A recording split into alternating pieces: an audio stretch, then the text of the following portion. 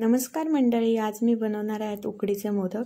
त्यासाठी इथे मी 1 कप पाणी घेतले आहे। त्यामध्ये चवीनुसार मीठ आणि 1 चमचा साखर टाकले।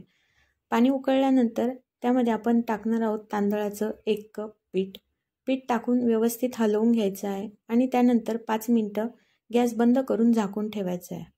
आता आपण मोदकसाठी सारण बनवणार आहोत। त्यासाठी मी ते 1 कप तूप टाकले आहे। तूप गरम झाल्यावरती त्यामध्ये किसलेलं 2 वाटी खोबरं टाकलं। 2 वाटी खोबऱ्यासाठी 1 वाटी गूळ असं प्रमाण घ्यायचं आहे। तुपामध्ये खोबरं टाकल्यानंतर आपण त्यामध्ये गूळ टाकून घेणार आहोत आणि मंद आचेवरती त्याला व्यवस्थित एकजीव करून घेणार आहोत। मिश्रण तयार झाल्यानंतर आपण त्याचे मस्त असे आता मोदक बनवणार आहोत।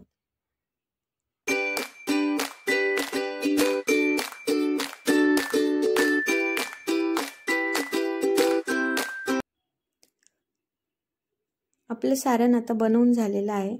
आता झाकून ठेवलेलं पीठ आपण एका भांड्यामध्ये ओतून घ्यायचं आहे। पीठ गरम आहे तोपर्यंत त्याला व्यवस्थित असं मिक्स करून घ्यायचं आहे। व्यवस्थित असं पीठ मिक्स केल्यानंतर मोदक खूपच छान बनतात। पीठ गरम असतं त्यामुळे हाताला चटके लागतात। प्लास्टिकची पिशवी वापरूनही आपण पीठ एकजीव करू शकतो। व्यवस्थित असा पिठाचा गोळा बनवून घेतल्यानंतर आपण मोदक बनवूया। पीठ मळताना थोडंसं तेल लावून घ्यायचं जेणेकरून पीठ एकदम असं सॉफ्ट होतं। पिठाचा व्यवस्थित असा गोळा तयार झाल्यानंतर मी इथे मोदक बनवण्यासाठी मोदकचा साचा घेतला आहे। मोदकच्या साच्याला व्यवस्थित तेल लावून घ्यायचं जेणेकरून आपण मोदक बनवताना मोदकमध्ये चिटकणार नाही आणि तुटणार नाही।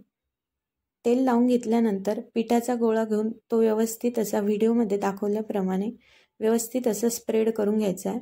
स्प्रेड झाल्यानंतर त्यामध्ये थोडंसं सारण घ्यायचं आहे। सारण टाकून मस्त असं व्यवस्थित मोदक पॅक करायचा आहे आणि छान असे एकसारखे मोदक आपण साच्यामध्ये बनवू शकतो। छान असा आपला मोदक तयार झाला आहे। तेल लावल्यामुळे तो कुठे असा चिटकला नाही आहे। त्याचप्रमाणे तुम्ही हातावरही मोदक बनवू शकता साचा न वापरता। दोन्ही प्रकारचे मोदक तुम्ही मस्त असे बनवू शकता। अशा प्रकारे आपले छान असे मोदक तयार झाले आहे। तुम्हाला आजची रेसिपी कशी वाटली कमेंट करून नक्की सांगा आणि चॅनलला अजून सबस्क्राइब केलं नसेल तर नक्की सबस्क्राइब करा। व्हिडिओ शेअर करा। इथे माझे सगळे मोदक तयार करून झाल्यानंतर मी इडलीच्या भांड्यामध्ये मोदक वाफ भरण्यासाठी ठेवणार आहे।